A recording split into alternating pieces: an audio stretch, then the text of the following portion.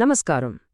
తిరుపతి జిల్లాలోని మన ఉపాధ్యాయులు, సిబ్బంది అందరికీ ఒక ముఖ్యమైన గమనిక.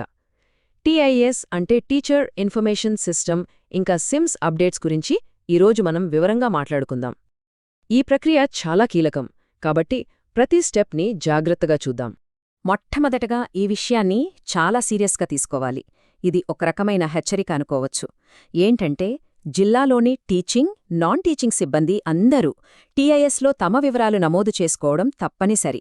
ఒకవేళ ఇందులో ఏమాత్రం ఆలస్యం చేసినా దానికి బాధ్యులైన డీడీఓ అంటే డ్రాయింగ్ అండ్ డిస్పర్సింగ్ ఆఫీసర్పై డిపార్ట్మెంటల్ యాక్షన్ తీసుకుంటారట.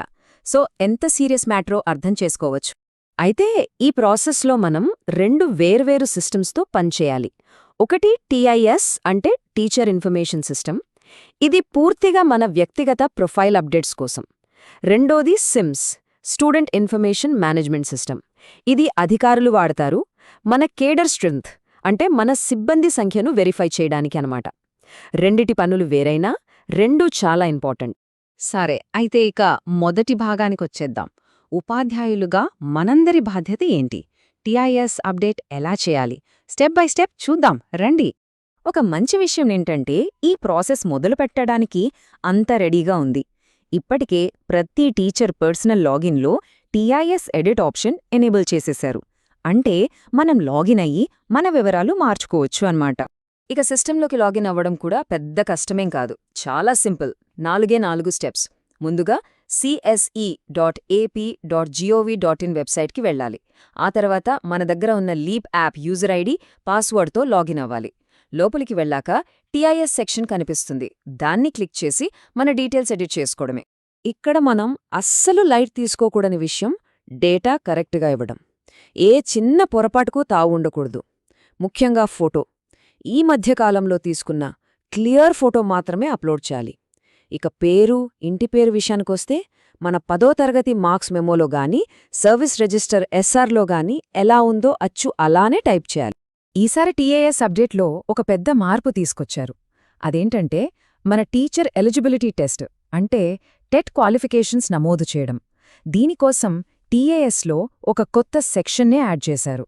సో ఏపీ టెట్ కానీ సెంట్రల్ టెట్ కానీ క్వాలిఫై అయిన వాళ్ళు ఆ వివరాలను ఇక్కడ ఎంటర్ చేయాల్సి ఉంటుంది. టెట్ వివరాలు ఫిల్ చేసేటప్పుడు కొన్ని విషయాలు గుర్తుపెట్టుకోవాలి. ఏ సబ్జెక్టులో పాస్ అయ్యారో ఆ వివరాలన్నీ ఇవ్వాలి. ఒకవేళ ఒకటికన్నా ఎక్కువ టెట్లు పాస్ అయ్యుంటే అన్నింటి వివరాలు అప్డేట్ చేయాలి.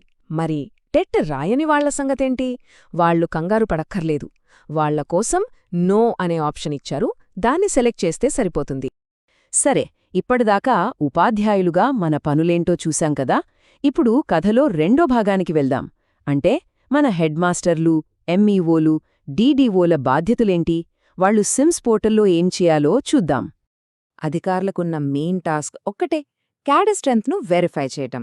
దీనికోసం వాళ్ల సిమ్స్ లాగిన్లో ఒక కొత్త ఆప్షన్ ఇప్పుడు లైవ్లో ఉంది. School UTIC code, LEAP app పాస్వర్డ్తో లాగిన్ అయి ఈ వెరిఫికేషన్ పూర్తి చేయొచ్చు. అధికారులు లాగిన్ అయ్యాక వాళ్లకు 2 ఆప్షన్లు ఉంటాయి. చాలా సింపుల్ ప్రాసెస్. టీచర్ ఇచ్చిన వివరాలన్నీ కరెక్ట్గా పక్కాగా ఉన్నాయి అనుకుంటే కన్ఫర్మ్ బటన్ నొక్కుతారు. ఒకవేళ ఏవైనా తప్పులు దొర్లాయి అనిపిస్తే వెంటనే ఆ టీచర్కి చెప్పి వాళ్ల టీఐఎస్ డేటాను సరిచేయమని సూచిస్తారు. అంతే. ఫైనల్గా ఈ మొత్తం బాధ్యత ఎవరిది అంటే హెడ్ మాస్టర్లు, ఎంఈఓలదే. వాళ్ల పరిధిలో ఉన్న ప్రతి ఒక్క టీచర్ 100% టీఐఎస్ అప్డేట్స్ పూర్తి చేసేలా చూసుకోవాలి. ఇందులో ఎలాంటి మినహాయింపులు లేవు. ఇప్పుడు కొన్ని చాలా ముఖ్యమైన నియమాల గురించి మాట్లాడుకుందాం.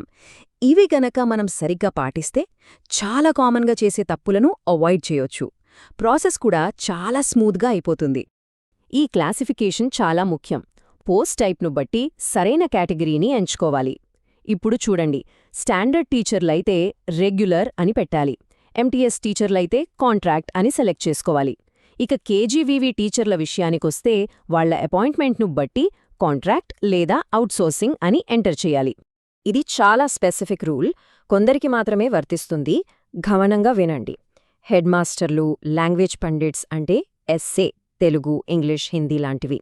అలాగే పీహెచ్ఎం, ఎస్ఏ, పీఈటీ ఈ పోస్టుల్లో ఉన్నవాళ్లు మీడియం దగ్గర నో మీడియం అనే ఆప్షన్ను సెలెక్ట్ చేయాలి. ఇది మర్చిపోవద్దు. కేడర్ స్ట్రెంత్ డేటా కరెక్ట్గా ఉండాలంటే శాంక్షన్డ్ పోస్టుల సంఖ్య, వర్కింగ్ పోస్టుల సంఖ్య మ్యాచ్ అవ్వాలి. ఒకవేళ వర్కింగ్ నంబర్ తప్పుగా చూపిస్తుందంటే దాని అర్థమేంటంటే ఎవరిదైనా ట్రాన్స్ఫర్ డీటెయిల్స్ టీఏఎస్లో ఇంకా అప్డేట్ అవ్వలేదని. సో ముందు దాన్ని సరిచేయాలి. ఇంకో విషయం, కాంట్రాక్ట్ టీచర్లకు శాంక్షన్డ్ వర్కింగ్ నంబర్లు ఎప్పుడూ సమానంగా ఉండాలి. సరే, ఇక చివరి అంకానికి వచ్చేశాం. ఈ మొత్తం ప్రాసెస్కి డెడ్లైన్ ఎప్పుడు, ఆ తర్వాత ఏం జరుగుతుంది, ఈ విషయాలిప్పుడు చూద్దాం. అందరూ ఖచ్చితంగా తప్పకుండా గుర్తుపెట్టుకోవాల్సిన తేదీ ఇది. Deadline December 31, 2025. ఈ తేదీలోపే ఈ మొత్తం ప్రక్రియ పూర్తి కావాలి. ఇంకా చాలా టైముందిలే అని అనుకోద్దు. వీలైనంత త్వరగా పూర్తి చేయడం మంచిది. ఈ ప్రాసెస్ అంతా డెడ్లైన్లోపు పూర్తవుతుందా లేదా అని చూడ్డానికి ఒక పర్యవేక్షణ వ్యవస్థను కూడా ఏర్పాటు చేశారు.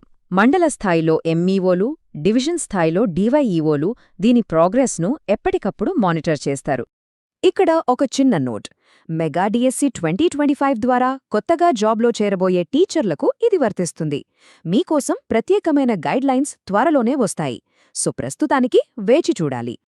చివరగా మన అందరం ఆలోచించుకోవాల్సిన ప్రశ్న ఒక్కటే, గడువు దగ్గర పడుతోంది. మరి మన వివరాలన్నీ సిద్ధంగా ఉన్నాయా?